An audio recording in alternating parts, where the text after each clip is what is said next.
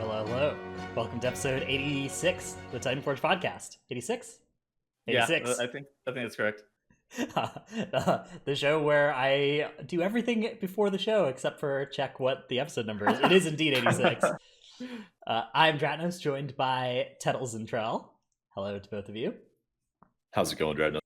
Pretty good. How about you? Not too bad. Happy to be here. Happy that you're here. That's How about you, Tettles? I've been doing pretty good. Trell, let's deal with that other thing that you're doing this next week with Pika and them. Oh yeah, two of my guildies, Pika and Dobby, wanted to do a podcast on the state of Monk. Pika's been growing his stream quite a bit, and we're gonna be talking about it a little bit on Monday at 9 p.m. Central US time on his stream, Twitch Okay. TV/Pika TV with an L instead of an I. That is so cooked, by the way. He's got to change that name. I know, it's very confusing. But yeah, that's really cool. The state of Monk. That topic is not what we will be discussing this week, though. On our show is going to be about tanks and how to support them in Mythic Plus. So, things that you can do as a non-tank player to make life easier for the tank in your group. Which we'll talk about some spec by spec ways to make it a little bit easier, or just general stuff. We'll talk about how to do it on certain affixes, and we'll talk about some specific pulls in Shadowlands that we think are especially worth pointing out, and ways that you can, have a specific pull in mind to help somebody out on your team. So that's the idea for the main topic this week. We also have some topical news. We actually chose this topic before this came out, but it works out really nicely, which is there is a tank tuning coming up. So for those who don't know, they are buffing all tank mitigation by 10%. So 10% more physical damage reduction, 10% magic damage reduction, except for Vengeance, who are getting that bug fixed that was found a couple weeks ago, where they were getting too much magic damage reduction from their demonic wards. So the net result, once that bug is fixed for Vengeance, is going to be a 10% magic damage reduction and a 5% physical damage reduction, because they are doing a small compensation buff to the demonic ward's passive while removing the bugged interaction. So this table here from Wowhead, 10% on both types of damage for every other spec, 10% reduction in magic damage reduction for Vengeance, so that's the only nerf on this table, and only a 5% increase in physical damage reduction. That seems about right. Like, I mean, 10% magic damage reduction on Vengeance. They were literally unkillable previously to magic. I mean, whenever it came out that their wards were bugged, I don't think that anybody was like too surprised, realistically. But I do think that nerfing them and then like buffing out the other tanks makes a lot of sense. Yeah, I think that this definitely is fair for Vengeance. Like, I think I wouldn't be too worried about Vengeance losing their raid spot or anything as a result of this, or even necessarily not being the best tank at M+. They still contribute a huge amount of damage, and through Chaos Brand, and also just through being a pretty high damage tank. Magic damage is not something that was lethal for them, nor is it something I think will be lethal for them, even if they're taking slightly less magic damage than the other tanks instead of a lot less, which is what the situation is going to be after this change comes through. I mean, remember that the Let Go of the Past trait was bugged, right? So all tanks basically gained 6% magic damage reduction when that was fixed. So if you go back to the pre-that fix day, and then compare with where Vengeance Demon Hunter is going to be, this only minus 4% from there.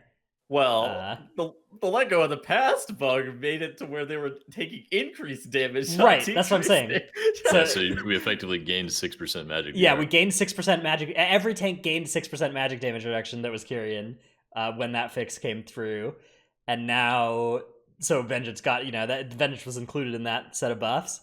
And then, but prior to that, they were still insane against magic damage, right? Like, you didn't feel magic damage even with bugged Let Go of the Past at all.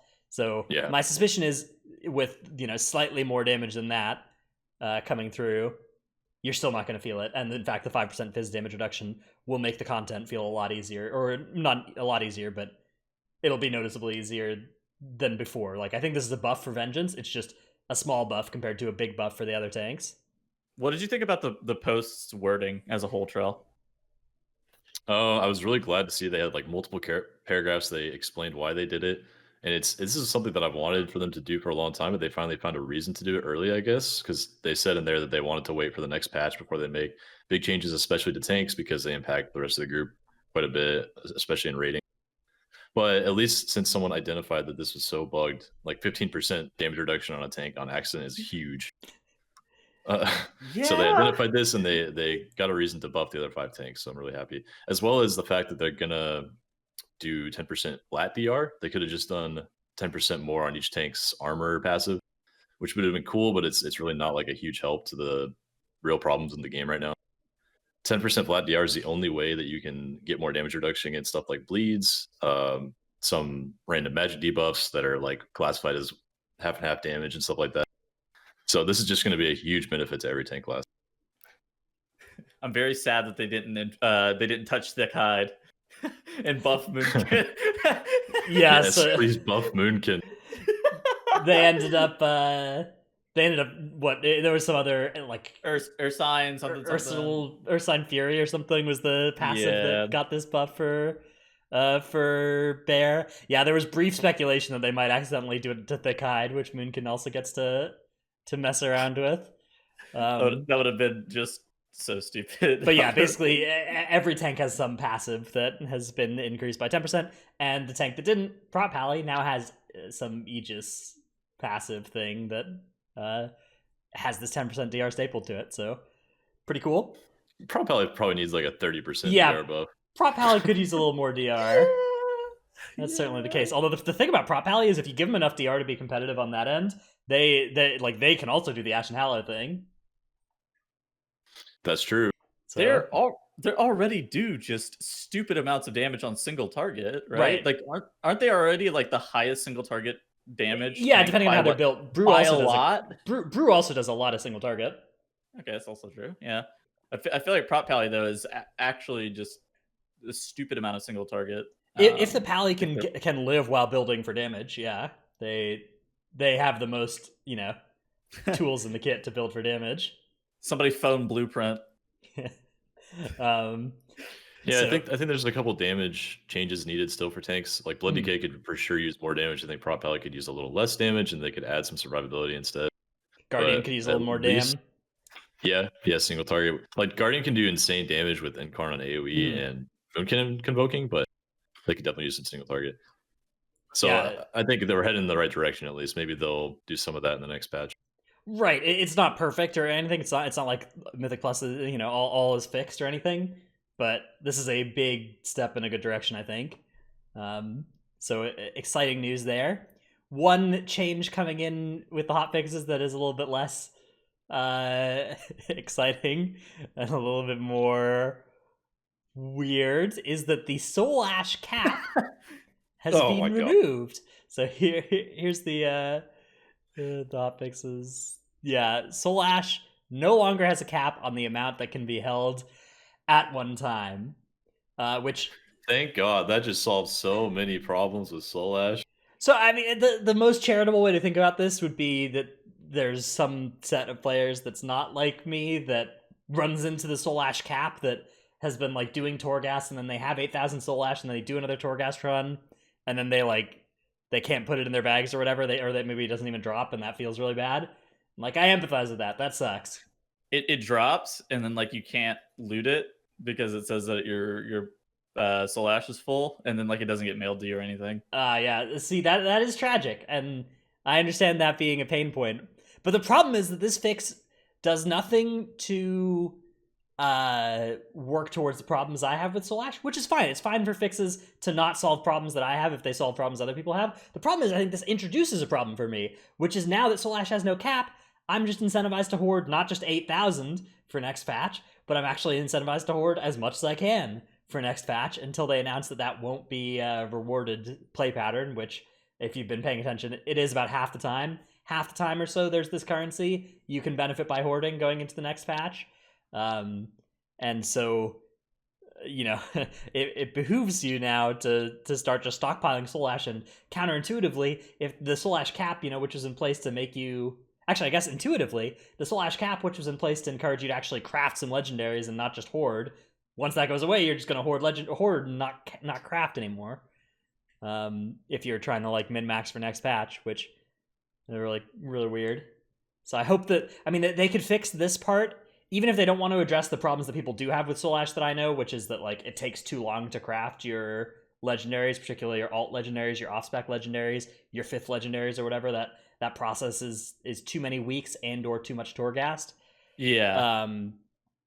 They could at least fix this new problem they've introduced with this change by telling us, for instance, if they just told us Soul Ash is getting wiped on 9-1, that would remove the hoarding incentive at least.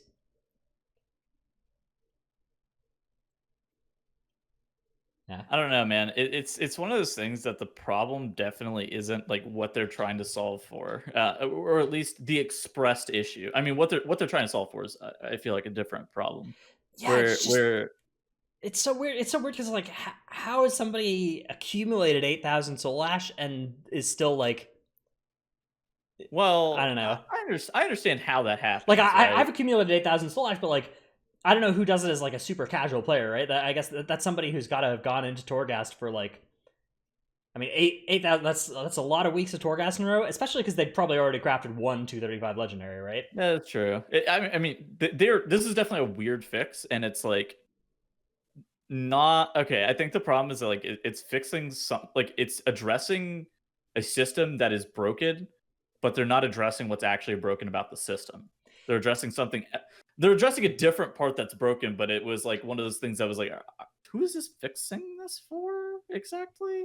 Which I think is probably part of the problem.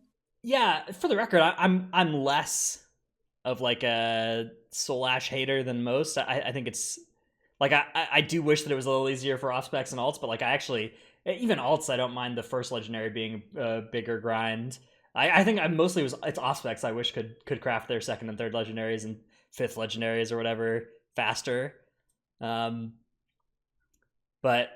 the incentive to hoard is something I was glad that this didn't have, and I'm annoyed that it now does have, and I will now be of course doing that. And I'm glad I didn't craft a fun legendary on my DH, which I was about to do, because I need to just start hoarding now. So I hate that, but hopefully they fix that. I don't know. I feel like that's something that the last like 2 currencies that had this potential incentive they fixed, which is not enough for me to rely on it yet, but it is enough to make me hopeful that they hopefully soon announce that I don't have to do this. I mean, do you think that you're going to end up having to hoard Soul Ash? Like, do you think that it's? I'm going to start now. Yeah, if you start now, you have like 3 months of Soul Ash maybe when the patch comes out. So we're talking about like 20,000. Well, because if they multiplied prices by 10 or whatever going into next patch, or by 5 or something, like that potentially gets you your maxed legendary or each item level step a week or 2 before. That's big power. That's power. Oh, you're talking about upgrading the legendaries for next patch. Yeah, because oh shit. Okay. Presumably next patch you'll be able to upgrade your legendary, right? And potentially it'll be the same currency, but at a higher price or something. Yeah. I mean, again, it's speculation, but it's reasonable speculation. Yeah. Okay. I see the problem that you're talking about now. I guess I didn't fully understand. Yeah. No, that's really bad. I do hate that a lot now that I'm thinking about it. But my guess is that this it's not designed to do that, right? So hopefully, if they're aware that this introduces that problem, they'll be like, oh, that was not what we meant to do. Let's fix that problem. Even if we keep in this solution for whatever set of players we're running into the Soul Ash cap. Because I do that. I don't think they should have uncapped it personally. Yeah, I mean, I don't really I don't really care whether or not it's capped. That wasn't something that really mattered for me. Yeah. But I guess it's nice one of the nice things the cap did was incentivize you to craft, but it's also nice to just be able to store and wait a little longer and not feel like you have to craft on a certain week or else miss out on your ash. So I don't mind the uncapping. I think that it's a weird problem to have where somebody's like so right. It is hard to have 8,000. 8,000, yeah. Like you could craft 2 rank 3 legendaries with 8,000 Soul Ash. You got 1 rank 3. Yeah, I have a few I want to make still. I would definitely 1 rank 3 and 1 rank 2. Like the thing is, you kind of do want to hold enough to make a rank 3. So, but like, if you don't get enough to craft another rank 3 and still be holding enough for a rank 3 at the 8,000 cap. So I don't know. I mean, I understand. I came close to running into the 8,000 cap at one point. So I guess I can get down with this change. I do think it introduces its own its own problem, which is the potential residuum, style hoarding incentive. Yeah. All right. Let us see. Let's see. Oh, hey. Okay, I missed this, but let's U-turn. Well, let's go back to the tank stuff real quick, and then we'll we'll move ahead with the main topic. Yeah. So this was a question that we got tagged in for the hot fixes, which we figured we'd do now rather than just in Q&A, which is, do these hot fixes represent a large enough shift or change to shift away from a kiting meta in M+? That's a good question. Well, so the 10% DR is like, you can almost say, oh, tanks can stay in the pool 10% longer, but it's actually a lot more than that. It's going to make it so tanks can stay in the pool like 20 to 30% longer on average, because you can work CDs differently. You can spread out defensives more because you're not going to get one shot maybe. You can not have to stack 2 or 3 right on pull. You can just do like 1, maybe 2, and then chain them for longer and then stay in the pack for maybe the whole duration. As keys get higher, I'm sure you still have to kite, but it'll create like a much better buffer on the 15 to 20 range where you can stay in the pull most of the time, I think. Yeah, I had an opposite opinion. I feel like it didn't do. I feel like it is probably not going to end up affecting very much. And the reason that I feel like that is because it's very binary, and it's like you're not dying by 10% all that often. But yeah, because it's like one of those things that once you're done with your mitigation, you would have to kite. It's not an aspect of like, yeah, this buff is like good, but I don't feel like the 10% on top of like whatever you had. Like you wouldn't have to kite if you have your active mid up a lot of the time. But I don't know, unless this is like changes something. You got to think how damage reduction works. It's like you take something like a Brewmaster with Stagger. If you have a base layer of 10% less damage to begin with before that damage enters the tank's mitigation, then that damage just gets exponentially lowered by the time it goes through all the different layers, like the magic DR, the stagger, how much you can live. Like you can just use less to live certain amounts of damage so that you can use your defenses in a better manner. Yeah, but I mean that's obviously for Brewmaster Monk. What about for like block tanks, or what about for like the fucking meta and stuff like that?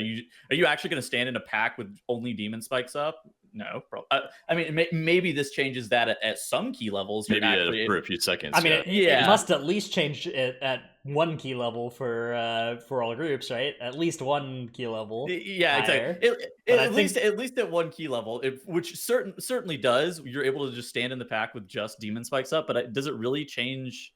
I think it goes higher than that, though. Yeah, like I think that the change does increase how long you can like float just your demon spikes before you hit your fell devastation or whatever, and then all of those like let you chain a little bit further. I think the vengeance, though, I mean, vengeance is only getting the 5% physical, not the 10%. So sure, I think vengeance also is the one that is the most binary of the tank specs, where it is like immune to damage in meta, and very, very squishy without meta or spikes up. So I think you probably do still want to kite on that spec. But I think that something like Bear, for instance, or Blood Death Knight, that doesn't really have that kind of like binary mitigation up, mitigation down, based on a cooldown thing. I think those specs will be able to stay in a lot more, in a lot higher keys. All right, let's move on to our main topic, which we split up into a bunch of different bits, and we'll do the tip of the week in the middle, as we do.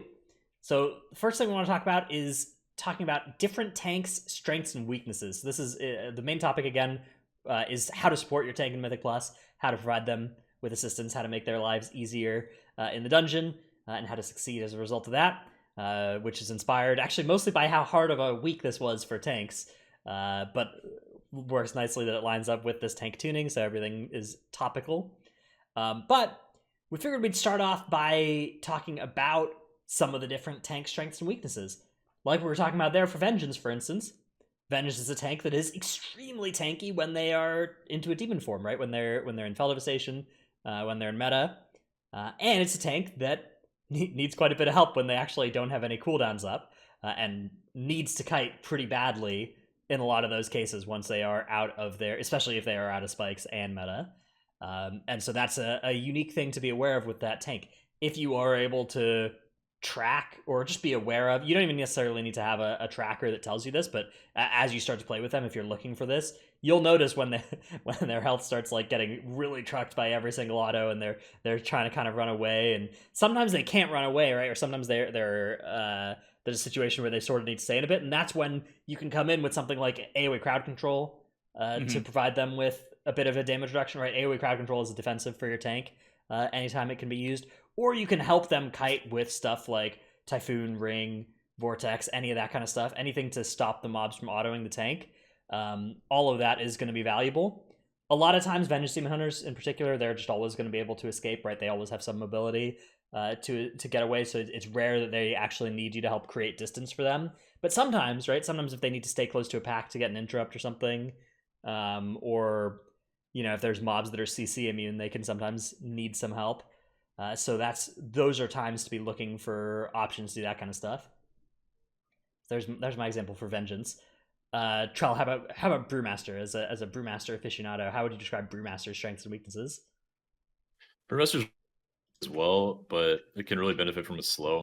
Any tank can benefit from a huge slow. I think that's actually probably the biggest consistent utility you can bring as a DPS or healer to help your tank, because most tanks have a way of getting out initially, but then the mobs in this expansion are very fast and they'll just catch you very quickly. Like if you think about the first pull and Plague Fall, for a lot of people that do high keys, they do all the slimes at once in the first boss room. Those slimes move at the speed of light. I don't know why they decided to make that a thing, but any big slow that can prevent that is very valuable.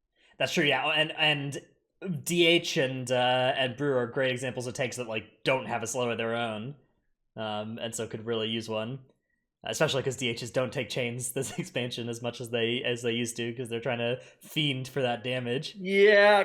How do you guys feel about Quickening Sigil versus chains? I mean, chains is really good. I don't know. Yeah, I don't know. Chains is like one of the biggest benefits to having a Vengeance. It's like the only other class that has Mass Grip is Blood DK. But on the other hand, Quickening Sigils is more damn. True. And it's like it's a bit more like it makes your Silent Sigil and your Fear Sigil a lot more responsive as well. It's a lot more easy to like fire them off and actually hit something reactively rather than needing to be proactive with them. So there's pros and cons, but yeah, I mean, I think that chains should still be taken a lot of the time.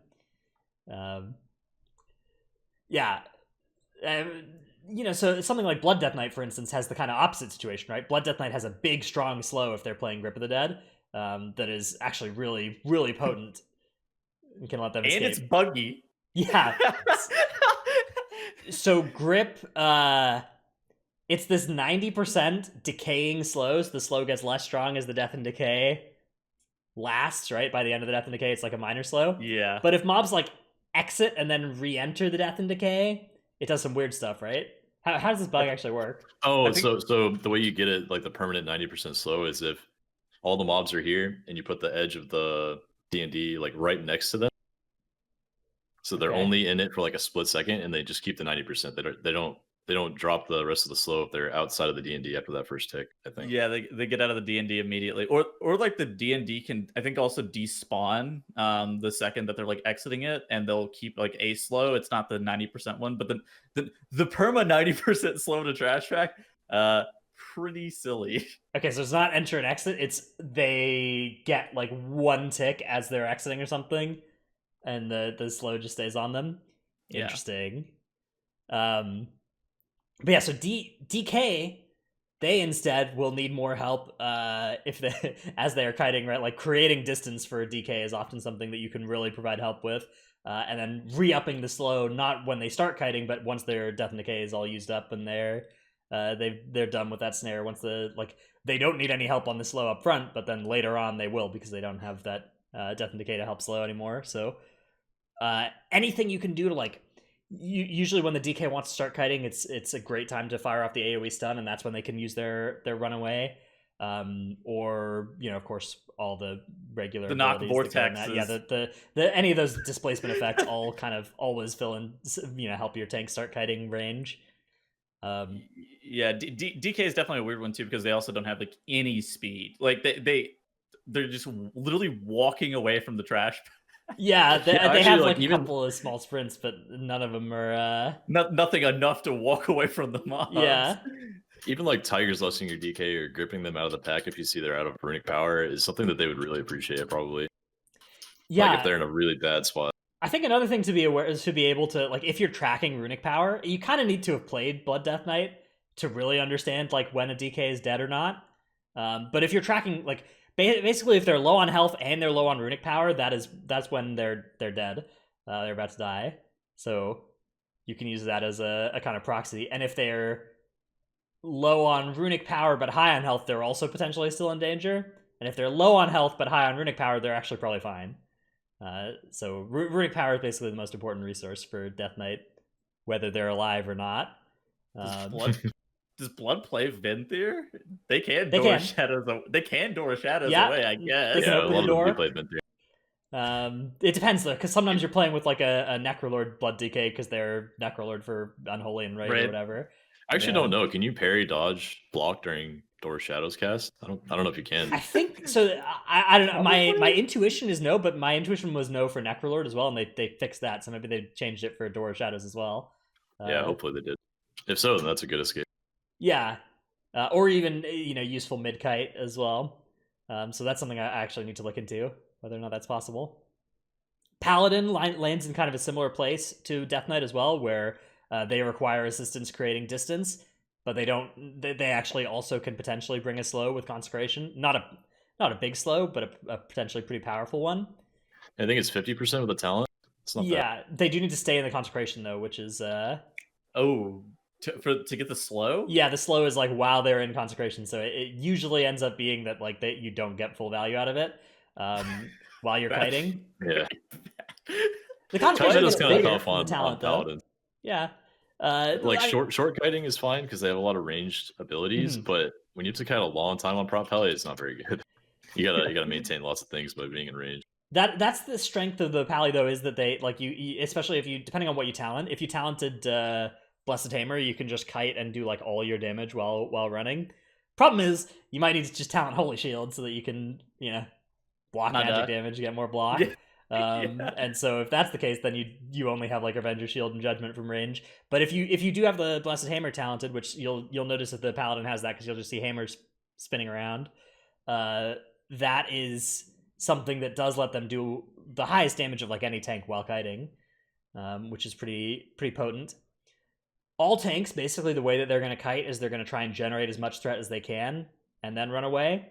And Paladin's actually really good at that part as well, right? Like you come in with like Wings, Avenger Shield, you blast some damage, and then run away at the end. Depending on what covenant they are, they either have Hallow or Hallow.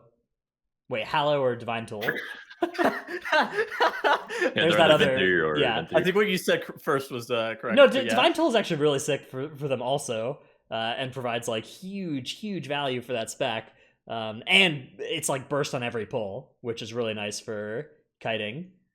So Divine Toll feels so good as prop pally. Silencing every mob on pull and just watching them all run in like on the other side platform pulls is very satisfying. I wish Paladin was a little bit more tanky.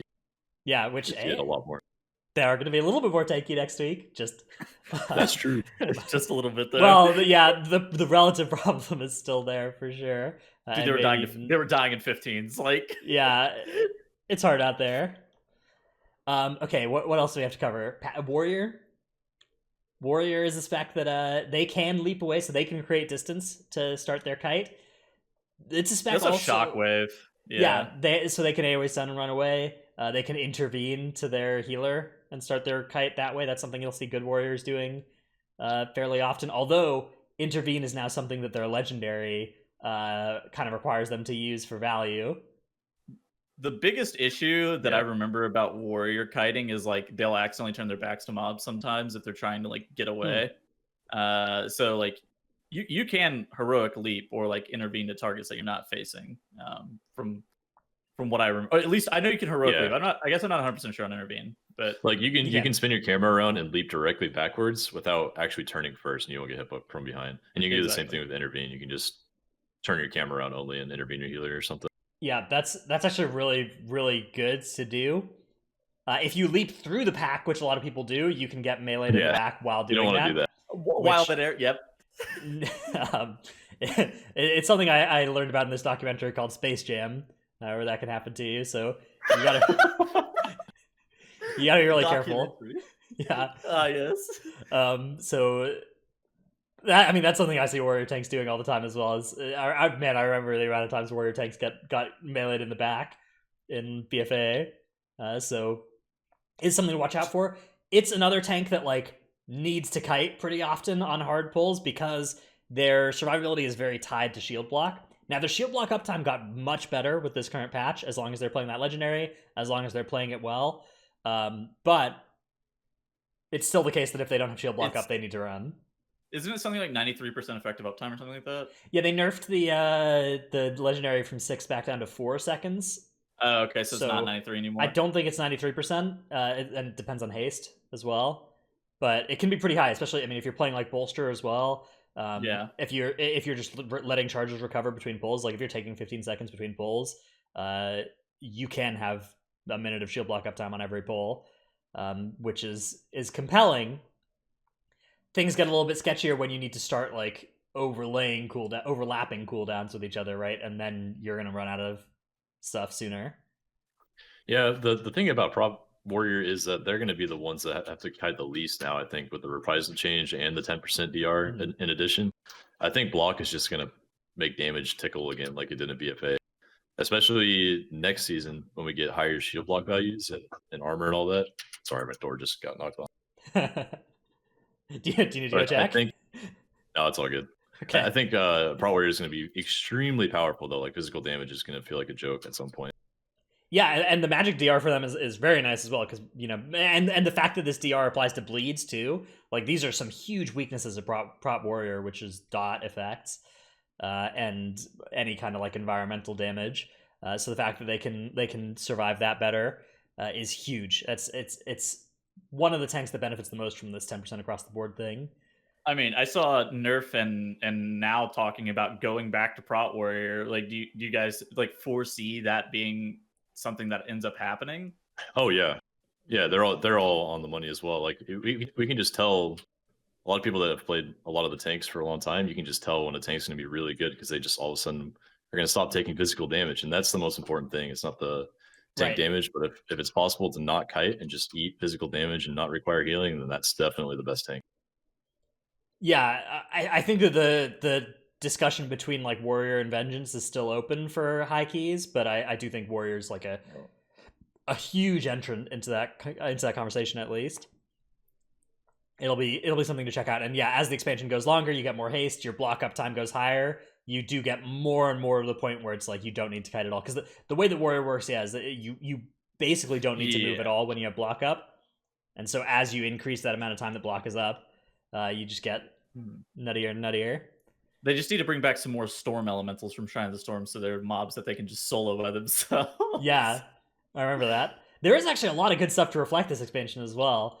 Is there? Yeah, there's a lot of pulls have some nice reflect value available. There's some counterintuitively reflectable abilities as well.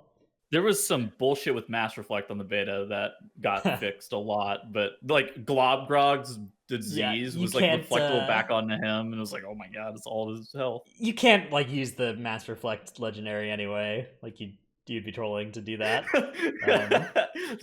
True. Unless it like one shot a boss somewhere. If it did, I mean, I guess you'd probably find a way to do it. But the reprisal legendary is just so good. Yeah, I think they've actually managed to find a lot of the spell reflect abuses and remove them as far as damaging the mobs goes, but there's still a ton of really, really good defensive spell reflects. Like you can effectively delete every other side from the last boss of theater with spell reflect, every other tank hit on the last boss of the other side you can delete with spell reflect. There's a lot of those cases where it's like heavy magic hits are gone, which has always been like the major benefit of warrior, right? Yeah, those are pretty big things to be able to mitigate too. All right. There's a couple spreadsheets. Maybe we can link one in the description of all the different things you can spell reflect. Yeah, oh gosh, absolutely. There's one by and gosh, I don't know where I would even be able to find that. Okay, yeah. If we don't have it available right now, Charles, maybe you can link one to me later, and I'll put it in the description. I can put it in. Yeah. Okay, so yeah, if you're watching this live, just check out one of the descriptions when this comes up, and you can find a link or just DM somebody. I don't know, Google it, whatever. Okay, the last spec that we haven't talked about yet is Bear. Bear is, I think, somewhat. It's in this kind of hybrid place where, so when bears are in like Incarn, and it's a spec that actually has a lot of different builds that people play in different spots, but the build that I most like is the Thrash Legendary Incarn combo, which just makes you this unkillable damage and healing god for 30 seconds every 3 minutes. And you just literally just mash your face across the thrash button and do huge damage and also create a massive shield on yourself, and you can't die. Very, very, very strong if they're playing that build while it's up. Pretty sus the rest of the time, though. It's pretty sketch time for the spec. So there are some other builds you can play that are more consistent, like the Barkskin Legendary, and you just kind of are always tanky. But those don't do big damn. So yeah, I like big damn. Yeah, just kidding. But also that UFR Legendary Ursulix Fury Remembered is the one that goes through necrotic. So if you're a bear tank this week and you're looking to do some keys, do a big pull and wear that legendary and see if your health moves at all. It's very satisfying. Okay, nice. I found that we got the blockable and reflectable spells spreadsheet. So this is what we will link in the description. Who's this by? Sense. Okay. Yeah. Sense has been maintaining warrior stuff, especially with Spellreflect for many years. Great warrior player. Yeah, Sense. Absolutely. There's if you click through this, you can find the links to his YouTube and Twitch. Titanforge player as well. That's nice. Rival guild of Dratnos. Yeah, nerfed. Man, I'll never forget when they yoinked Realm First from us on Argus by 3 hours. It was so sad. It's so sad, man. That was a very good guild, though. It's Kings of Titanforge. A guild with a long history. I remember that. Yeah. So yeah, it's a good spreadsheet. It has all the it's reflectable and blockable, actually. So if you're a warrior, this is extremely. I mean, this is so good for both the raid and for bosses and trash mobs in M+. And he's even got a what percentage of your damage is magic and physical across a whole dungeon for an entire run, which is very cool. That's actually that's useful. That's useful for any tank. Yeah, the problem is that for other tanks, your breakdown is going to be different, right? Other tanks are going to have like more magic damage usually. Well, if they're taking more, also if they're taking more physical damage, yeah, exactly. So their breakdown and percentage is going to be a little bit different. Right. Yeah. So other tanks will usually actually see more damage coming from melees, from White Swings. Yeah.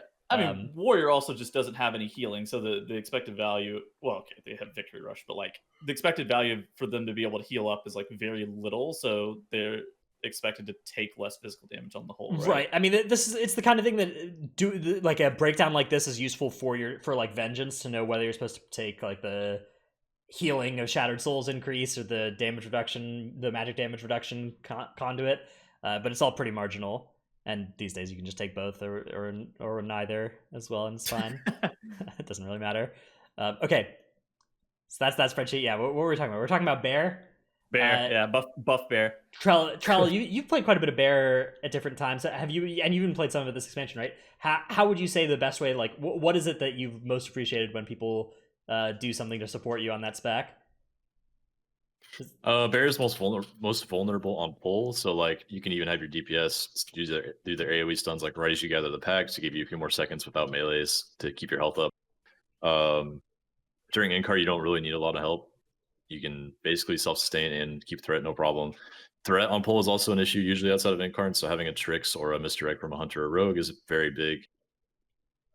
It's Bear is like very sturdy too, so it's not like as essential for the groups to use all their utility to help you out. Right. Like on DK or the most powerful utility for Bear is Tricks of the Trade or Misdirection. Yeah. That might be true actually, yeah. I do actually think that Guardian is one of the better specs at being able to like get the pack off of them, especially if they are playing Balance Affinity, just being able to like Typhoon the mobs away and then they're dazed for whatever 6 seconds and slowed. The Guardian is typically able to just like walk away from the pack, and then even if the mobs do catch back up to him, like you're able to take like 3 or 4 at a time as long as you're not tanking like the full pack. I mean, in my experience, Bear is a spec where if they are kiting and they're not planning to get autoed, and then they do start getting hit, it can be really sketch because you. I mean, yeah, if they don't have any gone. rage. Yeah, I mean, if they don't have any rage and they don't have furs up, they'll just die. But it depends a little bit on how you're doing it, though. Like if you're doing a good job of kiting it, you can maintain like a lot of rage and build a lot up. You can like thrashing just out of range as you're kiting away. Yeah, technically you are able to thrash the mobs. Like you would be able to technically thrash a full trash pack of mobs while maintaining like being out of range. That's another reason why big slows are so good for tanks, because they can still do a lot of damage and take no damage at the same time. Yeah. Also, I should mention on Bear, if you're Knife Fae, ironically enough, having another druid in the group that can drop trees for you is probably one of the biggest things they can do for you as well, so that you can use your Convoke and Moonkin for.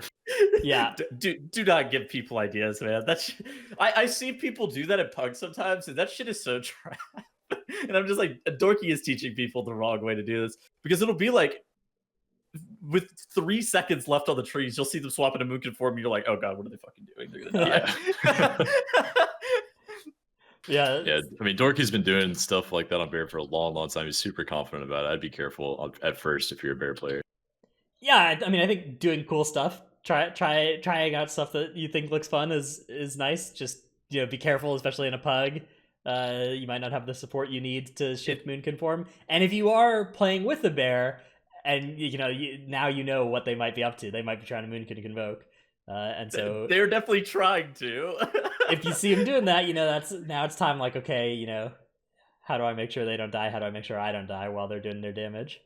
It's actually a lot of AOE damage. Mm-hmm.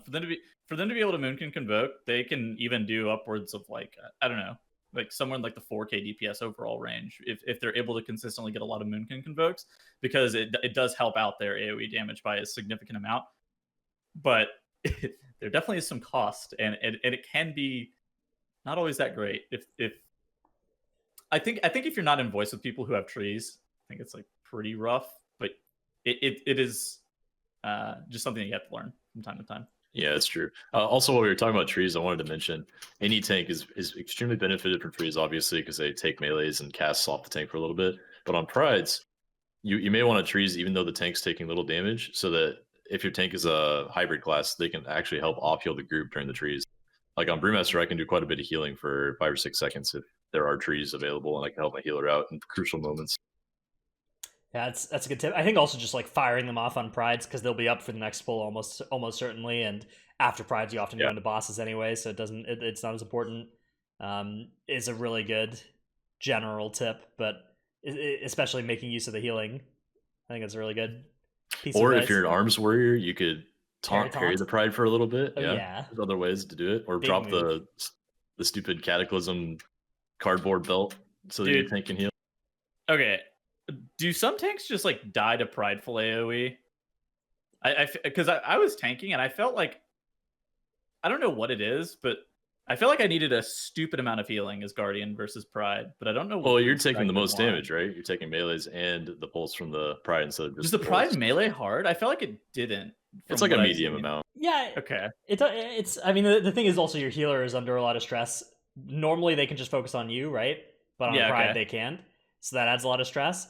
I would say that if you were like just as a tank fighting a Pride, you're often one of the people that's safest, because the AoE damage is the bigger part of the Pride than the autos, and you take less of that and you have more tools to deal with it. But yeah, if you're under pressure, if your healer can't put any globals into you, if your healer normally can just pocket you and they can't heal you at all during the Pride because the rest of your group is dying, that's why it feels so squishy sometimes.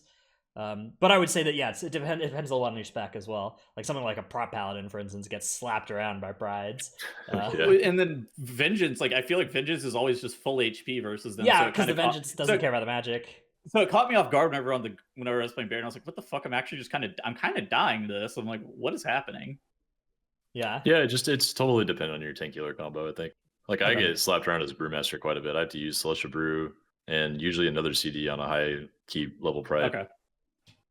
This makes sense. Yeah, as Vengeance, you basically don't have to use anything on Pride. Although you do fire off whatever to make it so your healer has an easier time, but fiery brand. Yeah, of course. Of course you press button. because it's also a short cooldown. All right. Let us move on to our tip of the week segment. Trell, what is your tip of the week? Trados is blank, so he's like, Trell, go ahead. My tip of the week is the very first thing you do in Theater of Pain. You can actually walk by that 3-pack. You can't walk by the big guy right behind them by default, but you can walk by the 3-pack if you have a hard CC like Sapper in Prison. You can just hug the wall and go through the CC mob. A lot of people are confused on how a CC works, so Sap and Prison are the only 2 CCs in the game that completely don't add combat to any of the players walking through the mob. Any other CC in the game, like if you throw a paralysis on it instead, the first player that walks through will get combat, and then everyone else can walk through after it and not get combat. So you can do it still with those other CCs, but that first player needs to have some way of dropping combat, like Shadow Meld, Feign Death, Vanish, Invisibility.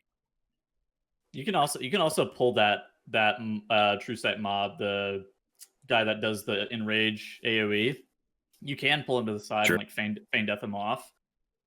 If you really don't want to pull him for routing reasons, but like he does his AoE like pretty fast, so you need to like pull him far and also have like an immunity that you're able to commit, or feign death him off fast enough to where he doesn't do his AoE. But like pulling that guy to the side can be really, really dangerous if you haven't done it before.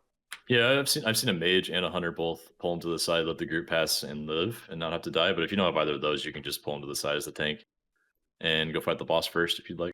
Yeah, this technique is just generally really good. Hunters and mages have the immunity to make pulls. So like there's often these pulls that people think you can only skip with rogues or with DHs within prison or whatever, but it's almost always true that hunter and mage, with their combination of CC, Invis, Feign Death, and also immunities, can do almost everything in the game as well that you might want that kind of skip for. So it's almost like hunter and mage are really good classes in general. Fuck mages, man. So true. Mage is the hero class, 100%. Fuck. How are they gonna fucking buff this patch?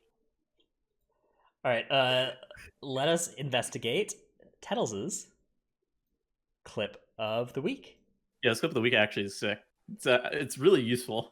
Sometimes clips of the week aren't the most useful, but this one, you can actually grab this Stoneborn, and if you haven't killed Halkias, the mobs just aren't standing there, and the gate is still up, so you can just tag the Stoneborn through the wall. Yeah, this Stoneborn, it's like always possible to pull it without that pack, but not from this angle, and unless Halkias is not dead yet, which is really nice if you're trying to do this pull and you want this Stoneborn involved in it. So, very that's cool. pretty good. I like that. Very cool tip. I wonder if you can get 3 Stoneborns and a Halkias. Yes, yeah, you could. I mean, you could do it pretty easily, right? Like you just there's 3 around Halkias. The main thing is you want to use a lot of those on the trash pulls is the problem. Mm-hmm. Or like a pride or something. Yeah. All right, my tip of the week is a necrotic one, which I think we've talked about this on the show before, because I think Squishy was the person who identified this, but it is still worth being aware of as a tank. Necrotic for most mobs applies on any successful auto attack. This includes blocked attacks, but it doesn't include dodged or parried attacks, which means that in trash pulls it stacks up pretty quickly, but it depends on what spec you're playing. On bosses, however, necrotic stacks get applied on every other successful boss auto, which is extremely weird, and it can be difficult to track this. But this can explain sometimes, if you're a tank, why you feel like sometimes you got autoed and didn't get a necrotic stack, and so this can sometimes mean that you can get a reset when you otherwise don't think you can on a boss fight. It's not something that I would necessarily recommend. I don't know a way to track it, although if there was a weak aura that did, it would probably be useful for bosses, telling you whether the next successful auto would or would not necrotic you. But that is how the mechanic works, and that's why it does stack up slower on bosses than it does fighting like mini bosses often. Yeah, I don't think there's a lot of boss mobs this expansion that will just continually stack up your necrotic. I'm trying to think of one. There was a few last expansion, like Volcall, if anyone played in VFA. Yeah, because Volcall was a dual wielder, and he never cast for a long time, right? Because you always needed to interrupt him within a second. This expansion, most bosses have like casts during which you can drop necrotic, which is very welcome. Most of the ads also won't stack necrotic. Like Domina's ads don't stack necrotic this expansion, whereas like in previous expansion, the ads definitely would. Yeah. Yeah, actually, the first boss of Theater of Pain, someone just brought up in chat. I think that's the most That is it, troublesome yeah. boss on Necrotic. That guy just melees you continually. Maybe the play is to let him focus on your DPS for a little bit to let you have some space. Like you usually soothe Oh that yeah, mechanic off. Yeah. I Mr. think maybe you just do that. Despacito. Yeah, that's it. But even there, that's a fight where I think so. It's the trickiest necrotic fight, but I do think it's one where like they cast quite a bit. So the main problem with that fight is it's hard to coordinate a necrotic drop because you need multiple mobs to be busy at the same time to get away. But it is possible, Yeah. especially since they removed that stupid stun thing that you needed to use effects What on. a weird remove. Like So I don't yeah. know. I don't know if I'll ever really understand why they removed that, but all right, we'll take it. All right. Let's move on to the rest of our main topic, which is so instead of going spec by spec now, let's talk about some general non-spec specific ways that you can make any tank's life easier. I would say that one of the biggest things, especially for inexperienced tanks, that you can do, like if you've got somebody where there's a group that contains, because normally like a group is going to have its best success rate if the tank is the most experienced player, right? The healer and the tank are the most experienced, and the DPS are kind of whatever. But oftentimes it's DPS players got 100 keys and your tank is new to tanking or only has like 5 keys under their belt or something. That is when I would say this is at its most useful. But honestly, any case where you can get a group dynamic that's okay with this, I think it's good. Which is DPS players calling kicks instead of the tanks is a huge way to take a huge burden off of the tank. The tank is kind of by default just the kick caller, the packs, the pull setter upper, the root creator, or person who's responsible for what mobs get pulled when. And anytime you can take any of those responsibilities off of the tank, that is helpful to them. The other stuff though, like figuring out what you're going to pull in the pathing, and when stuff's going to get pulled in, and all that is something that is kind of naturally tanks. It's hard to do that as a DPS player, right? Like that's kind of just important for tanks to be thinking about that for their like that. I mean, whether they're going to pull something is based on a lot of tank factors that they just kind of need to make that decision.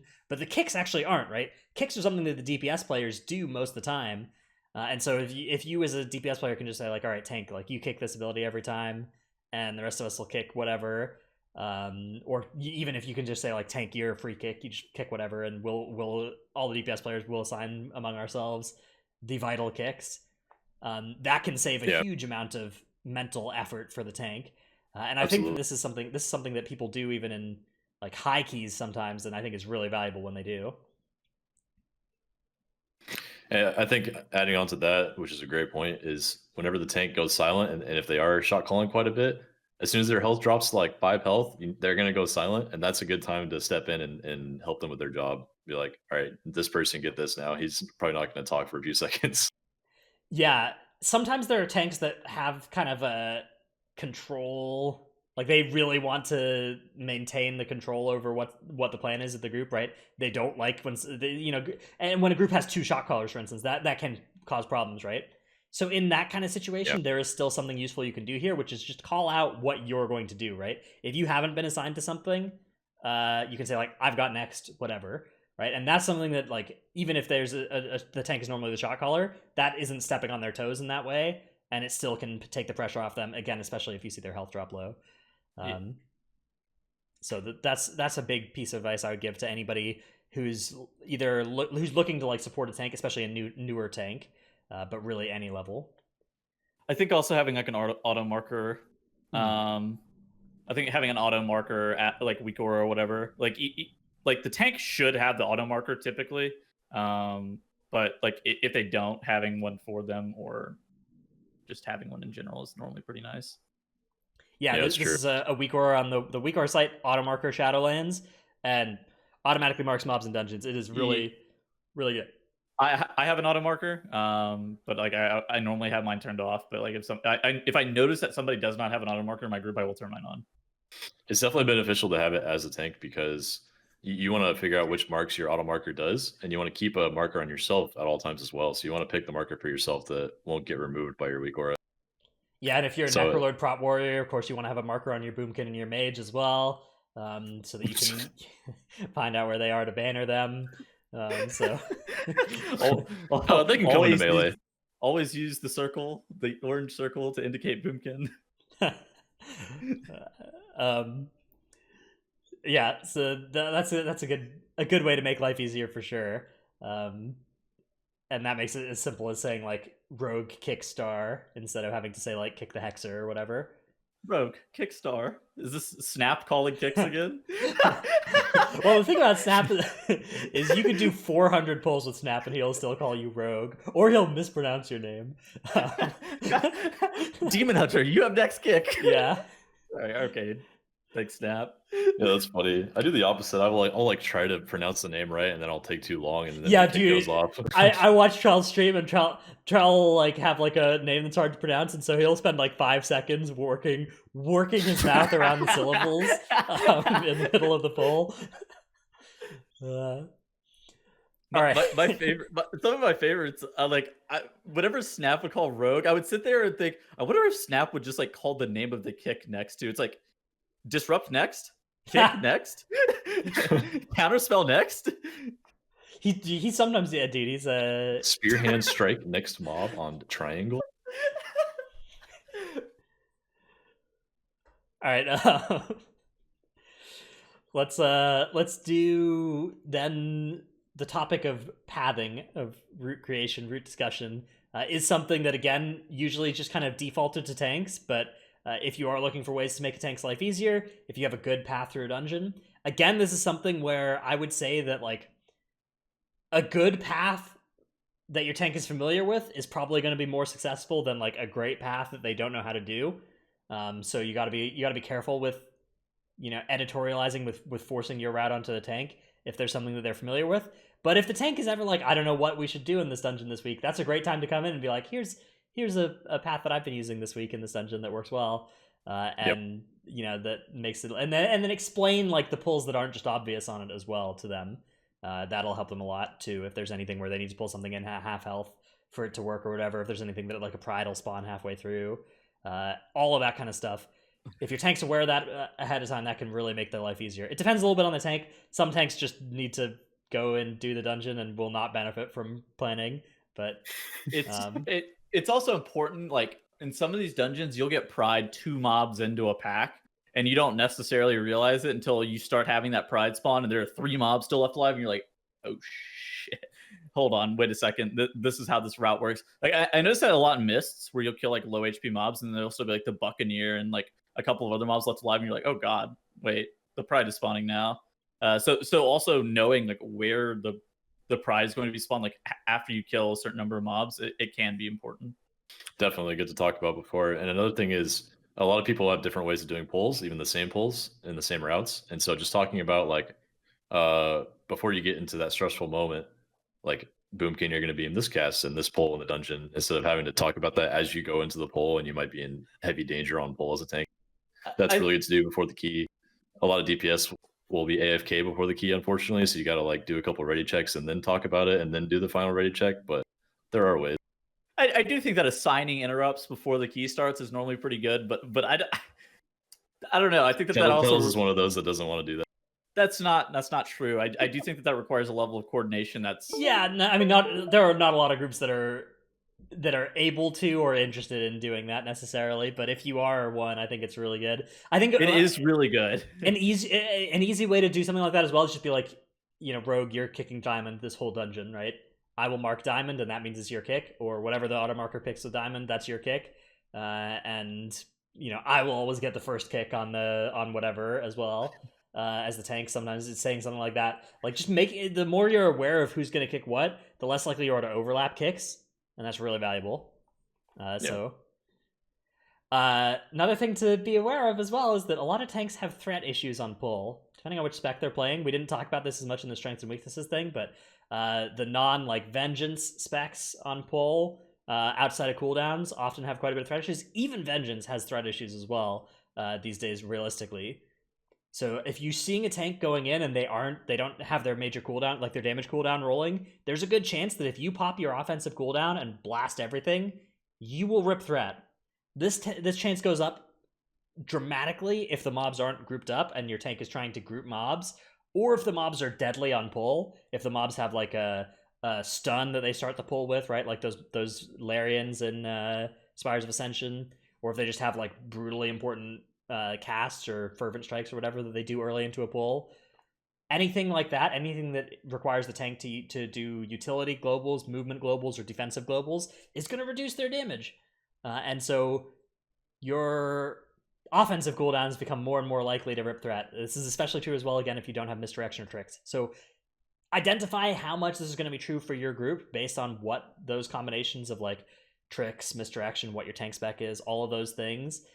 And then don't fire off all your offensive cooldowns until your tank builds threat, if that's going to be a problem. I think it also depends on if you're a DPS player, it depends on the spec that you're playing. I mean, it can also be an issue for healers too. Like healing, if you start healing the tank like actively while he's not really hitting the mobs, you can also rip threat off of him.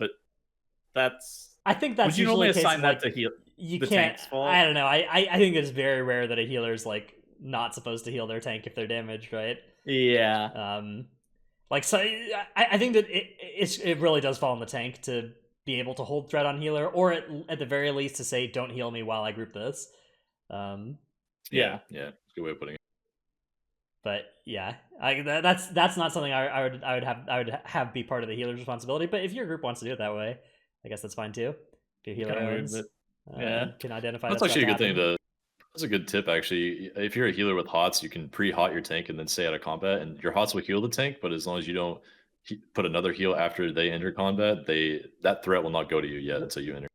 Yeah, the healer has to be out. Like notably, like Troll has to be out of combat. Like in this easy to do as a Resto Druid. You can just go stealth and you can just chill. But like as other healers, you have to be really, really cognizant of not accidentally stepping in combat. Yeah, this was a much more common thing back when it was Resto Druid meta. Across the board. Although Resto Druid, not a bad Resto Druid maybe coming up. Maybe maybe back up. Who knows? Nope. Riptide. Mistweaver can do the same thing though, even without stealth. You can just pre-hot and then stay back. Yeah. Another thing to be aware of as well is interrupts. Even if your tank has an interrupt that they have taken for themselves, sometimes a tank is more than their interrupt range away from targets, especially once they start kiting. And so keeping in your head what the tank's interrupt is and then getting it for them if they are kiting can be really, really valuable. Sometimes as well, the fact that the interrupt is there is something that causes them to like run back in to try and kick it and die. So tell the tank that you've got their kick while they're kiting if they have a tendency to do that, and you can prevent that from killing them. Especially as stuff changes and we go toward Prot Warrior from Vengeance, if that's indeed going to happen. Vengeance has a medium range kick, and Prot Warrior has a strictly melee kick. It's very beneficial for someone to cover a Prot Warrior kick. Yeah, and similarly, that's part of why tanks often like to get their kicks in early. Although, again, if Prot Warrior can just stay in without ever having to kite, not going to matter. But it's part of the reason that it's tough, because like this is part of the reason I would generally prefer to not assign vital kicks to the tank. I would say just let the tank kick early and then kite. And not have an important kick that is wipe causing if it goes through. But sometimes there's too many important kicks in a pull.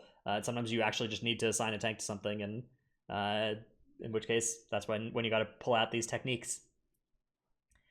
And then the final tip we have on this general tank list is hype your tank up.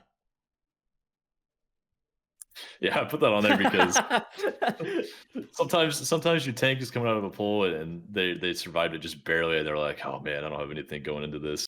And then you're like having to decide if you want to do a double or a single pull, which doesn't happen that very, very much in this expansion, unfortunately. There's not many opportunities to double pull, but if you're confident, it can help a lot just like making solid decisions and telling the group what you're going to do instead of like slowly going into it and being like, oh shit, well, maybe we'll survive. But if you're confident, you're going to use your stuff a lot more aggressively and not at the last second, and you're going to hype your group up. So sometimes encouraging your tank can help. I see. Yeah. Do you send him like nice heartfelt messages in chat too? No, you just want to be like, you're owning. Yeah. Or like, just you know, when someone convokes and they do like 30k DPS on single target, and you're like, might as well tell them how good that was. I want to see that happen again. That's the kind of thing you want to do for your tank. Be like, he just did a really good job. Tell him how good he did. Every single time I drop trees, I know you're doing a great job, but here's a little bit of extra assistance, bro. Yeah. I got you back, big dog. Don't encourage tanks based on their damage, though. If a tank is pumping, just don't say anything about it at all. If tanks top damage or whatever, I promise you, they are already like stroking their own ego, and you do not want to contribute to that because you do not want to make them do more degenerate stuff like Moon Conform Convokes that are dangerous. So instead you want to hype them up on like survivability, or especially when they do no damage. Sometimes there are some tanks that are like feeling really down on themselves if they're 4th in damage. And so you want to be able to come in there and be like, wow, you lived that? That's insane. Like, that's the kind of thing you want to build up in your tanks, not their damage. Only build positive reinforcement based on survivability so that they know their place.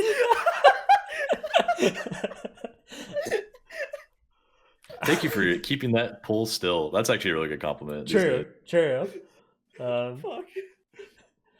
You did a great job living there. Your damage, honestly, was really good too, but a nice balmy 2.5k DPS. Keep it up, big dog. You got this.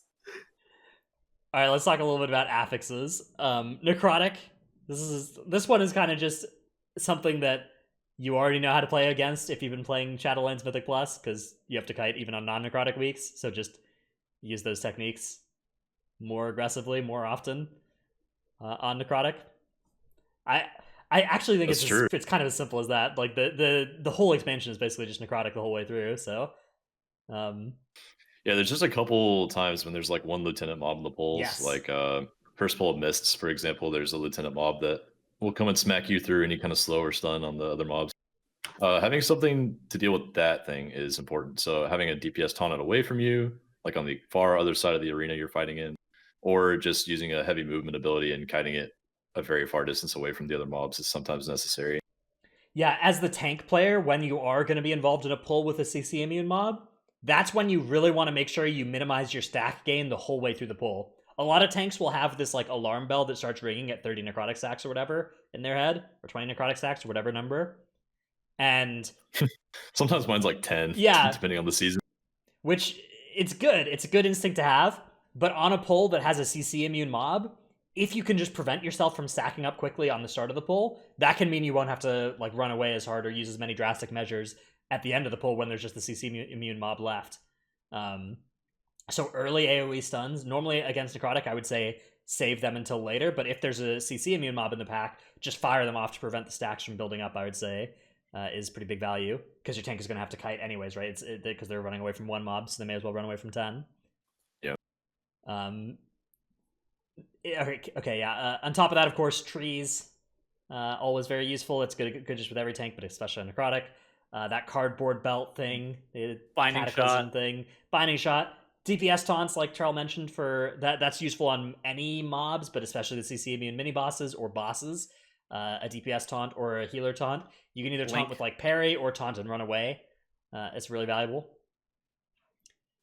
Spirit Link as well also goes through necrotic, and like Charles said, UFR legendary. The bears. The only problem with Spirit Link is that you can't reset after the link. You still have to kite, and so yeah, it's only really, really good for necrotic if it's the very end of the pull and you're going to save the tank's life if they like can't kite or something. What about stuff like Dwarf Racial and like Kyrian File? That stuff's obviously like the biggest help for necrotic. I mean, maybe besides trees or Earth Ellie or something, but like being able to drop necrotic on demand is extremely valuable. And MDI, you see the teams play Alliance usually, but the tanks will often go Dwarf just because of necrotic on certain maps. Did you know that you get to keep your File of Serenity when you swap off of Kyrian until you log out? That's right. You can carry 3 files with you as a non-Kyrian player. Is that your tip of the week? That'll be. Damn it! That should have been my tip of the week next week. I had a freebie. Thanks, Stratnos. So basically, if you're trying to do a world first key on necrotic, you could go Kyrian, get your files, then swap covenants, farm renown for hours, then do the key with the 3 files you have. Don't log out. Yeah, don't log out. Well, you got you got 15 minutes of log out before your conjured items disappear. So don't log out. Yeah. No, it's not something I expect to be useful. Oh, I have another File of Serenity related tip for next week. So don't worry, I got a good one. Okay. Inspiring. New affix in Shadowlands. Is there any way you guys have to help out your tank when Inspiring is the active affix? Honestly, probably the biggest thing is just consider that your tank won't be able to kite, especially this week on Necrotic, and say that we should CC. Like, tanks don't want to CC the mob either. They want to pull it in and be strong, but sometimes you have to CC the inspired mob so your tank can live. Yeah. And if the DPS have that idea, then it's a lot easier to make that happen, because then you're not going to like make them sad by telling them they have to CC the guy. Dude, tanks love it actually if the DPS players will be the ones who say we should CC this, because tanks are kind of scarred by the group finder experience of DPS players that will get really angry at the idea of holding DPS or doing anything complicated and just want to press their button and do damage. Oh my god. So it's almost like, man, do I really want to ask them? They're not going to want to do it. Right. So if you're as the DPS player, and this is something that across all walks of life, this can be generalized, but if there's something that somebody's like sometimes gets a negative reaction from, they're just not gonna. They're gonna sometimes be cases where it is really nice if you can just offer without having to like have them ask. You can also like Trell like wrote something about knocks too. Like you can knock an inspiring mob outside of 15 yards of range, and like casts will still show up as protected if the casts were originally protected. Like they don't dynamically update like on the cast bar, whether or not they're protected or not. So you can actually just like knock it out with like a thunderstorm or shining force, whatever, and then immediately kick and be able to get the cast that way. Yeah, I think that's useful in like Theater of Pain with like the sludge spewers. I think that one's like probably some of the most common. Yeah, inspiring also, unlike Emissary of the Tides, it doesn't remove CC effects when it gets applied to mobs, right? Yeah. So you can like knock out and then silent sigil, and then the thing can run back in, and everything is still silent sigiled for the next 5 seconds. Same with binding and trees and stuff like that. Like the trees and binding would used to get removed at the tides, would like walk back all the way back in, but now it just doesn't get removed anymore. Yeah, so I mean, this is finesse. It's something that's gonna be hard to coordinate, but honestly, if you're like a Ellie shaman in a group and there's like one important kick and a pull, you can do the whole thunderstorm kick yourself, right? You have both those buttons. Most of the plays against inspiring that are really cool though require multiple people to press buttons, which obviously is harder. Yeah. All right, Sanguine. This is an affix that's mostly on the tank people think of, but as a DPS player, there's actually a lot you can do against Sanguine to help out. So one thing is, if the tank is kiting and their mobs are in a nice little conga line, kill the back mob first, not the front mob. That is really big value against Sanguine. Another thing is, if there's a mob that's going to run through some Sanguine, and your tank can't really do anything about it, that's a great time to knock it, CC it, taunt it away. Yep. Yeah, taunting it in the other direction. Taunt it around it, yeah. This can be helpful. So if the tank is like moved, or if there's a mob that like leaps and then there's Sanguine that it's going to run through. Another great time is just if you're fighting a pull and there's a mob that's about to die underneath the whole pack, your tank can either move the whole pull, or one player can just taunt out that mob and it can die 10 yards away. That's really big when you can make it work. But Trell, what do you think about AoE slows on Sanguine? They're usually really good still, because it allows you to kite in like in a controlled manner and place the Sanguine well. But certain mobs are bad with slows, like mobs that are normally slow to begin with. You don't want to slow more, because they'll actually get a few ticks of the Sanguine off when other stuff goes down around them. Like I guess this expansion, there's a couple in Necrotic Wake, the Shambling Corpses, I think they're called. Those mobs are really slow. You don't want to put like a heavy slow on them on Sanguine, probably. Yeah, I think the heavy slow thing, like Frost Mage, full slows, which is not a spec you see too much this expansion, but when you did see them like that was something people complained about on Sanguine Week, but I think it was largely because of that effect where like the slow was potent enough that mobs would get multiple ticks. I think your usual like 50% slows or whatever are totally good on Sanguine Week still, and in fact make it easier to not have your to overlap the Sanguine puddles a little bit. Yeah, I think the 50% slows are generally good. Oh, the last mobs in Plaguefall, yeah, that's a great example. They're really slow. You don't want to slow those guys. Yeah, I really like to pull all those at once too, and then let them heal up. Yeah, well, okay. Honestly, it's really not that bad, because Bileflesh only teleports at like 66 and 33%. So if you know what you're doing, you can just like not heal him, so you can pull the whole entire pack. Yeah, that room is basically the DPS timer is all about Bileflesh, but your tank's life is all about the other guys. Yeah, exactly. Yeah. Raging. Any specific counterplays for Raging? Soothes are nice. Soothes are best for Raging. you want for like a really, really nice time suit. Um, I mean, in general, it's just like necrotic though. Other than that, you can still slow stun, knock the mobs away, and help your tank taunt them away even super far if there's no kiting available. How big are suits for the tank this expansion? Because I feel like there's some mobs that, like, obviously, like Shards of Halkias. That's like a very obvious one where you want to soothe for. But I feel like there aren't like a lot of mobs like that though that are important to soothe. Like, obviously, there are angels and spires and some stuff in theater, but I don't know. I haven't done enough keys this expansion yet to really know every single horrible mob on Raging, but I'm sure there's a few out there on high keys that are just extremely dangerous. It's often true that it's a lot of small mobs rather than one big mob that's the problem, which does make it harder, of course, for Soothe because there's no AoE Soothe. But yeah, Klotos, not exactly. Klotos, we do not allow that mob to be raged. The oh god, what is that person that's in Theater of Pain? Not Advent Nevermore or whatever. But the champions, that champions, that mob is not okay. The Portal Guardians too. That's kind of group wide if they're casting at rage. I feel like at least in BFA there were some mobs that you would have to. They were like mandatory enraged spells for the tank though, specifically like peacekeepers and shit, where they would just like, all right, if this touches my tank while enraged, my tank dies. And obviously Shadow Azul was not a fun fellow. Klotos is pretty similar to Shadow Azul. Klotos is not a fair mob, man. I don't know what they've done with that guy. I wonder if we're going to see like 10 nerfs to that thing like we saw with Shadow Azul. We've seen 2 so far, right? Yeah, they nerfed. They didn't even nerf the damage that Klotos does. They nerfed the damage taken dot or debuff. Yeah. Have they? Has there only been one nerf actually? Maybe there's only been one. I don't know. How about, okay, let's talk about the difference between Fortified and Tyrannical for helping out your tank. I would say that it's actually Fortified. So even though we talk about Tyrannical being the harder affix, it's usually Fortified that is the more butt-clenching affix for the tanks.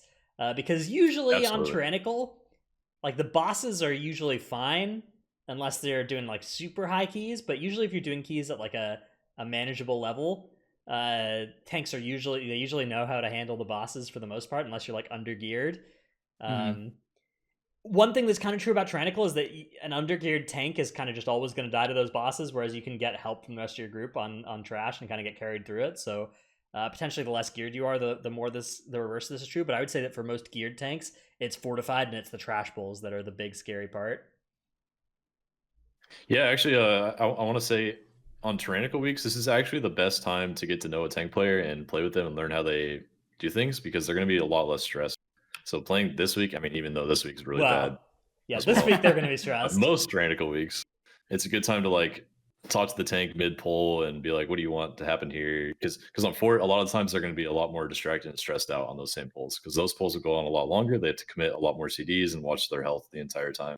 I also think that there's a lot more going on. Like, even though there are more boss mechanics, I feel like there's a lot more going on with like a trash pull of 5 mobs than like one singular boss. So the tank can kind of just focus on the boss a lot of the time. Yeah. Bosses are like nice breaks for tanks usually on Fortified weeks. Yo, what's up with the third boss of Segment Depths, man?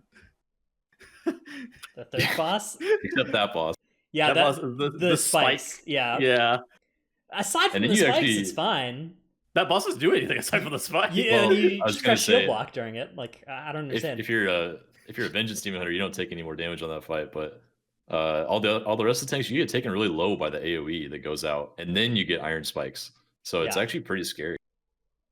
Yeah, you kind of need to start your cooldown right as the AOE explosion comes out if it's about to spike after.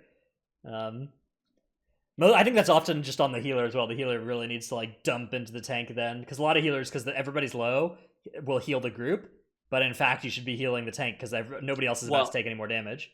Exactly. That's the phenomenon where it's just like, I know that my group isn't gonna. It's like Zav in Theater of Pain. Zav's leap is the most dangerous part, but like realistically, Zav is only going to be doing tank damage. So like after he does his leap, you don't need to like panic top everybody. They'll passively get healed up, but the tank does need to be healed. Yeah, it's true. All right, I have a proposal. We're already about 80 minutes into our show this week. What do you guys think about taking this specific poll discussion and rather than doing it quickly now, just making it the whole topic next week? Yeah, we can do that. We can do that. Yeah, that's fine. Okay. We can expand. We can expand on it next week and we talk get about some it less from images a as well and perspective. stuff of them, maybe even as well. So that discussion of how to help you tank on specific pulls we'll shunt that off to next week. Make sure we can do it full justice and not have this episode take 7 hours, as we have done a little bit in the past with similar episodes. So we'll just move right on now to Q&A. But of course, before we get to the Q&A, we have to do the even more exciting thanking of the patrons. Our patrons, our great patrons, include Paul can't pick a healer domain. He changed his name. He tricked me. I'm so used to just leading with Paul of US Proudmore, but he can't pick a healer domain. That's his thing now.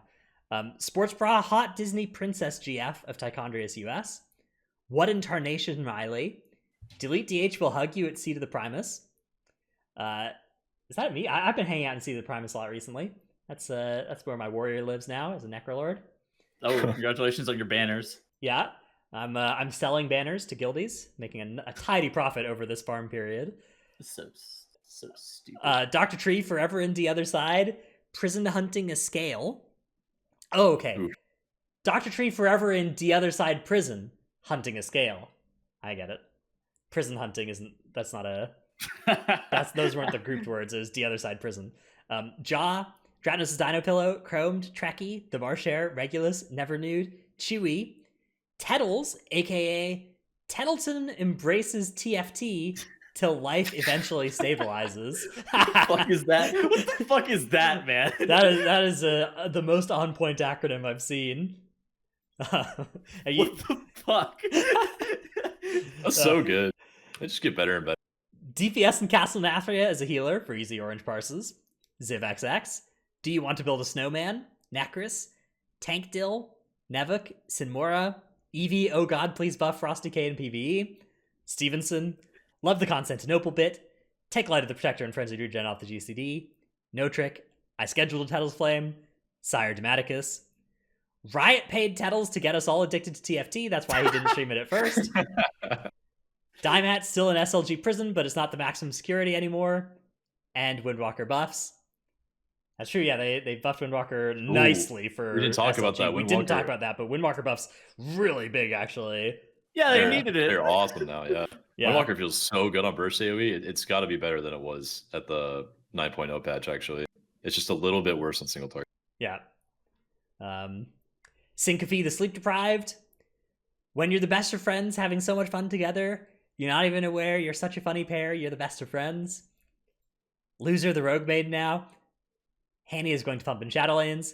Nyx, Flick. I did the first syllable of one and the second syllable of the next, and then Brusif, Chewy, Dratnos Rods Abyss. KSE actually feels pretty good. Pagchomp. What's KSE? I don't know. Okay. You missed a name though. Oh, Gallic. Was a bonus special name position change. M Sanity, Canyon and Moonsonar of Emerald Dream Division 7, and Area 52 Scraw. Xena. Rogue is now good enough for Prague, but still bad enough to be sat for SLG. Bless up. Congrats. Red Color. Some Zero of Tichondrius is out of SLG prison. Congratulations. Congrats. YouTube.com/workbringer. And Morty died 13 times to Mechanic this week. And a Harv US Proudmore. Thanks all for the support. Much appreciated. And good job on the names. Almost everybody switched off of the Disney songs. One person didn't get the memo, though, so very embarrassing, very cringe. Sometimes our patrons coordinate their names. All right, let's go. Holy shit. Flaming people. I figured that people, sometimes people like to get flamed a little bit. I think that's something that people like sometimes. Let's go on to our Q&A segment, though, before I test that theory too much. First question comes from Genghis Khan on Discord, who asks, how do you think M Plus would feel with Pandaria-like dungeons, such as challenge modes, where instances were capped to heroic dungeon gear to address the gearing issues at the beginning of a big raid patch? I would suspect something like 220 item level or heroic level gear for 9.0. Maybe they could remove the restrictions after the first affix rotation reset. So in 9. So that would be pretty recently, actually, where we first got back to the same week we'd already have. That was like a month ago, actually, now. and allow upgrading to mythic item level raid gear after a full rotation. I think the problems occur whenever they're trying to have all three of the systems, PvP, Mythic Plus, and Raid, be unique, have their own gearing systems and whatnot, as opposed to being subsets of Raid. Like, obviously, part of the problem with Mythic Plus too is that it definitely does feel like a subsection of Raid in a lot of cases, where like there's no reward structure for Mythic Plus outside of the loot, right? I mean, there's the Keystone Masters mount, but like realistically, the Valor system has definitely added more incentive to like do more M+, but the thing is, it doesn't incentivize you to like it doesn't incentivize time you to keys or time high keys. It's not tied exactly to the Keystone level or the timing at all. At least with CMs, there was like a leaderboard. There was a leaderboard. Transmog. I mean, there was transmog. Like, obviously, there were the gold challenge modes and like the mount, what I would equate to is like 15s, like doing all 15s. That's basically equitable. But there was a leaderboard, and I think that for a lot of people was the bigger deal. I'm just curious what the gearing issue is here, and also what the suggestion is, because it says capped to heroic dungeon gear, but then it also says something like item level 220, which is not heroic dungeon gear, right? Heroic dungeon gear is what, 171? Or do they mean heroic raid gear, which is close to 220, right? 220 for the last two bosses. But the question here of capped, like the way that Pandaria challenge modes worked and WoD challenge modes worked was your item levels wouldn't go up. They wouldn't be brought up to a certain level. They would only be scaled down to that level. So I don't think either of those item level, like I think the heroic dungeon level at like 171 actually maybe would have some effect, where that people would just feel all equal on gear with everybody else. But if you just capped people's gear down to 220, most people would still have less than 220 in almost all their slots for the first long time of the expansion. So I don't think it actually would change that much about it. It would just make the like really big upgrades feel smaller, but they'd still be upgrades. Yeah, I don't know. I think that I think that a system like that where it will like scale your gear down would be fine if there were also rewards that weren't solely loot based. Yeah, I think that the system of like your items getting better means your character gets better, and then rather than trying to do the same thing but faster, trying to do the same thing but at a higher key level, has some benefits. I actually do think there's some diminishing returns to that system at the high key level. Like I do kind of wish there was more speed running at like a capped esport level, right? Like 18 or whatever it is at the MDI, and you just like instead of going above 18, teams could just cap there and try and speed run for rewards. Maybe similar to the challenge modes rewards at that level or something. I don't love that for like a live. I don't love that for like a live key thing though. I don't know. I don't know why I don't love it. Maybe I'll be able to articulate that argument another time. Maybe it's because we've had the same system for such a long time that I mean, there's a lot to like about the M+ system, and I do think it's better than the challenge mode system for most, like for almost everybody. They prefer having an upgrade make their character better, rather than not having their character's power level change at all, which was what happened in challenge mode, right? Is your character was the same once you had your good itemization, the whole expansion in challenge modes. I mean, dude, once you got had some of those fucking trinkets. I'll call it Soul Igniter, but that's not exactly the name of it. The Soul trinket Capacitor? from Soccer. Yeah, Soul the trinket from Socrathar. Yeah. That trinket was so silly, and the same with the spinners. Yeah, there's the and back in MoP, it was the Reforge one. Or Rune of Reorigination. Yeah, Rune of Reorigination. Yep. Yeah. So I think that there's like I think that there are good ways to make M+ feel more rewarding, and but I don't necessarily think that the gearing issue identified here is one that I would try and fix. Where like people are different geared and it matters. I think that I don't know. I do empathize with it. I know that is something people do request. So let's talk about the next question, which is from Dakota in Discord, who asks, how would you feel about Blizzard increasing the amount of patch-specific currency every half patch, so being able to earn more Stygia, Soul Ash, just for the second half of the patch? That'd be awesome. I think that would actually be a really good solution. Where do you say, Troll? Good. I think they don't want to do that, because then people would be encouraged to like not sub for the first half of the patch and then come in for the second half because they knew it was coming. But that would be awesome if we didn't know it was going to happen, but it still happened. If that makes sense. I think that what I would like to see is a planned but carefully incentive crafted system for the rewards to go up over time, right? Rather than, like, because usually with these currencies, what'll happen is Blizzard will come in like several months later and just be like, okay, we're nerfing this, right? We're making this easier to get. We're increasing these rewards or whatever. But it's kind of haphazard and unpredictable. I would actually rather see it be predictable, but there's ways that they can do it to make sure that it's still worth doing at the start, right? Like there's these systems they've had where it's always been right to get your like AP, right? Artifact knowledge. Artifact knowledge was a system where it was predictable. Every single week you were getting 30% more AP, and that was a huge catch up, right? Alts coming in 3 months later, AP was never a problem in BFA for alts, right? You just always had enough AP because later in the patch you wanted to get it. So it wasn't bad to join the patch late, but you also didn't feel like, oh, I shouldn't get AP at the start of the patch, right? So similarly, I think coming in and trying to come up with systems like Artifact Knowledge that automatically, increase these effects would be a really good way to solve things, rather than putting us in this position where we're just kind of always advocating for and hoping they do increase Soul Ash or whatever. You just have it ramp up over time, and bang, problem solved. Yeah, I actually like that a lot. Like 10% more Soul Ash per week would be really nice. As an Artifact Knowledge system. Something like that. And it doesn't have to be that same solution for everything. Like Soul Ash could also have an automatic reduction in cost based on the amount of legendaries you've crafted. So as you craft more legendaries, the rune carver learns more and more stuff. Or Soul Ash could have systems where, like from Venari for Stygia, you can buy upgrades that get you more Soul Ash out of Torghast. Maybe even increase the difficulty, but get you more rewards, or like I don't know, do something weird, but give you more rewards of Soul Ash. Like, I think that there's a lot of different ways that you could approach this. I just think that having it be planned rather than having it be fixed via hotfix would be better. But I don't think it's a big deal. It's so weird that Renown is like pretty well designed in that regard, and Soul Ash isn't, right? Yeah, Renown is pretty well done. But I mean, I think that their perspective is they want Soul Ash to be like from their perspective, you can craft any one legendary at 190 would basically instantly after a week. Yeah, I guess if they view 190 legendary as equitable to 235 legendaries, which like they are, but it still feels bad.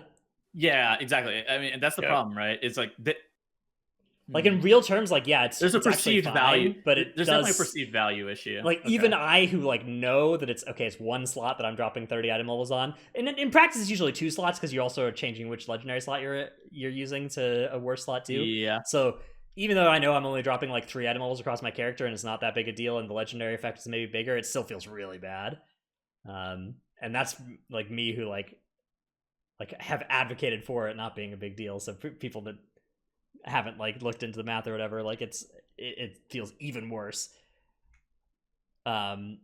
Let's talk about the next question, which is a Twitter question from @FreeJROBobs, who asked, if you had sacrificed a spot earned in your vault to eliminate the chance of getting loot from a specific boss, would you do it? Sacrifice a spot to eliminate the chance of getting loot. Okay, so help me parse this question. Is this like you remove a boss? So like before your vault opens, you can be like, okay, instead of getting 3 slots in this vault, I will get 2 slots, but they are both from. But I will not. But they can't be Hungering Destroyer loot. Yeah. I feel like this is kind of a solvable mathematic question based on like how many items there are that you want. And to me, the question is like, could I sacrifice a PvP slot to change which raid bosses I could get loot from? Because if you had like nine great vault slots open, it would probably be worth it to sack one of your one of your PvP slots or something for that maybe. So I think the answer to this question is probably it's not worth it. Like probably this example specifically, if there was definitely something a little bit more targeted, then like if you could sacrifice both slots from raid to target one specific boss, that could potentially be worth it, right? Where you guarantee that slot's going to be a 233 piece or whatever. Yeah. Yeah, if there's a way to like influence, to bias your Great Vault towards certain items or certain bosses or certain dungeons drops, I do think that would be a system that, I mean, obviously I would use it if it existed. I think it was elegantly implemented. It could be good, but honestly, I don't really have much of a problem with the Great Vault. I think that it, in its current incarnation, is doing a pretty great job. What were you going to say, Charles? Yeah, good. I was gonna say, yeah. Someone in chat had a good example where if you could guarantee a certain slot would drop like pants, or just lock out one slot, like we were saying. Interesting. Like if Yeah. you only had 226 pants on your alt and you didn't want to get pants, that'd be pretty cool. But other than that, I don't think there'd be any way. And also, the Great Vault does do a good job of at least providing more options than last expansion. Like Yeah. six to 9 options is a lot better than one, that's for sure. And like if your alt But is I don't know, like I empathize. Your alt who has 1 slot per week gets pants 3 times in a row as your first items. Like I get that sucks, but I don't know, like do more stuff if you care. If you care about what items your alt gets, unlock 2 Great Vault slots. Like yeah, and you get 2 sets of pants. Yeah, that's true. You could. I have seen the like 9 slot bad Great Vaults. Like they do exist, but they're exceedingly rare. I think that the Great Vault's in a really great place in terms of incentives for doing more stuff while still being pretty rewarding for not doing more stuff.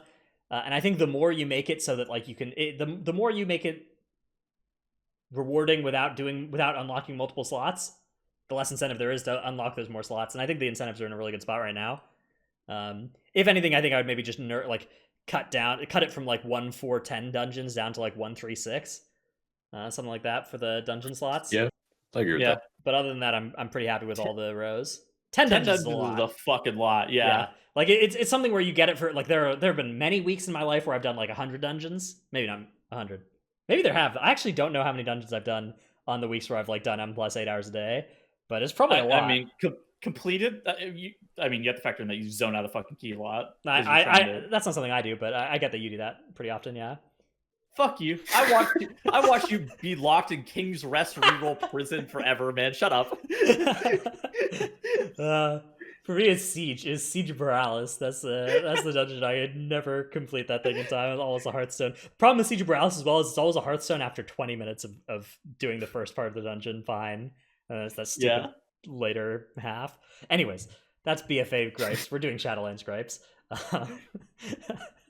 But we only complain about Shadowlands here. Yeah, that's true. BFA is now retroactively the best expansion ever. I don't know if you guys have heard, but do people say that? Yeah, due to Stockholm syndrome, BFA is now the best expansion. It's not Stockholm syndrome. It's grass is always greener. I got abused. Yeah, I got grass abused is always by greener. BFA.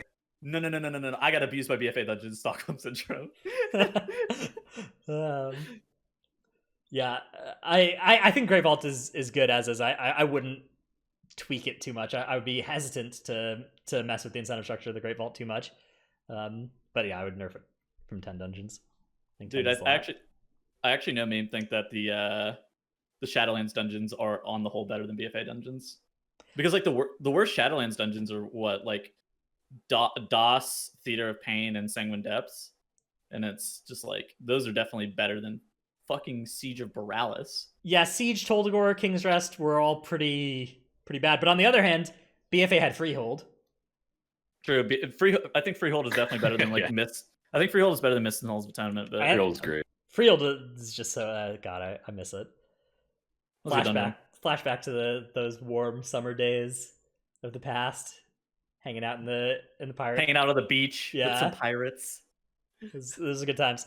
I think that also Shadowlands dungeons are done a disservice by like the class, the tank weakness that we've had this expansion, the AoE cap. Yeah. Like I think the dungeons themselves would hold up a lot better if because they don't exist in isolation, right? They exist in the context of the specs and everything. But to be fair, things got better over the expansion almost always on that front, right? Like by the end of the expansion, the literal same dungeons could be a lot more fun, especially if they could revisit the AoE cap, which I think is not very likely. But if they were to do it, that would be a special day. I mean, there's a lot that they could do to make I think Theater of Pain just a little bit less egregious too, because the problem with Theater of Pain right now is that it's tuned so fucking it's not even that there are problems with the dungeon. It's not that the dungeon is like necessarily that bad. The dungeon's timer is fucking awful though.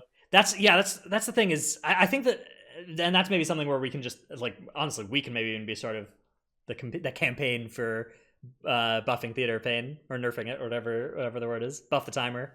What do you think the tightest dungeons are? I think they're halls and theater.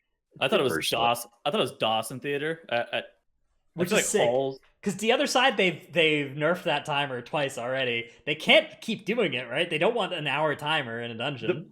The problem with DOS is the same problem that Halls has. Is like to time the Halls queue which Trell is definitely on point with that. To time a Hall's key, you have to pull the dungeon like you're trying to fucking time the key. Same issue with DOS. Like you have to pull that Arden World area so goddamn aggressive to actually time that key. I guess my thing with Halls is I never have event there, so Halls is always hard to time. But that's fair. Yeah, the other side, I think the other side has the same problem. Assuming you have event there in Halls, it's like kind of comparable. I mean, you have to pull those keys like you're trying to time. I actually don't think Halls is like that bad. I think at lower levels, I think Halls is like really free. It's one of the freest keys for weeklies. True, yeah. Whereas the other side is not that. Exactly. I don't know, but like Theater of Pain could use a couple of other things aside from just the timer change. I think that they're like all of those champions need nerfs. I don't know what else, but all those champions need nerfs is like the immediate thought. Like that shit's not okay.